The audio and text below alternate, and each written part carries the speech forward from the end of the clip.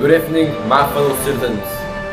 This government, as promised, has maintained the closest surveillance of the Soviet military buildup on the island of Cuba. Within the past week, unmistakable evidence has established the fact that a series of offensive missile sites is now in preparation on that imprisoned island.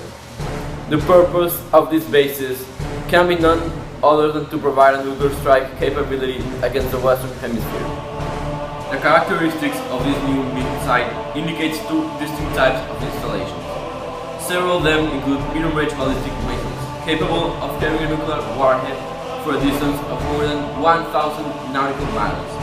Each of these missiles, in short, is capable of striking Washington DC, the Panama Canal, Cape Canaveral, Mexico City, or any other city in the southeastern part of the United States, in Central America, or in the Caribbean area, acting therefore in the defense of our own security and of the entire Western Hemisphere, and under the authority entrusted to me by the Constitution as endorsed by the resolution of the Congress.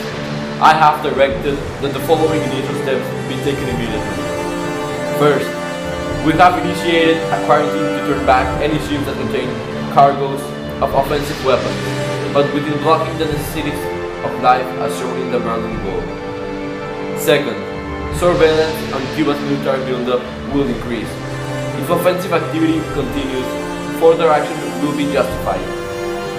Third, any nuclear missile launched from Cuba against any Western nation as an attack from the Soviet Union to the United States. Fourth, as a precaution, the base of Guantanamo has been reinforced and military units have been placed in other bases.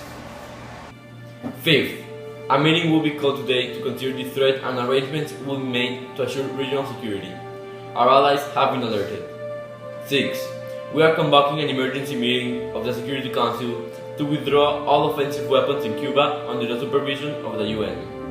7th and finally, I call upon Chairman Khrushchev to halt and eliminate this constant, reckless and provocative threat to world peace and to stable relations between our two nations. Our goal is not a victory of might, but a vindication of right.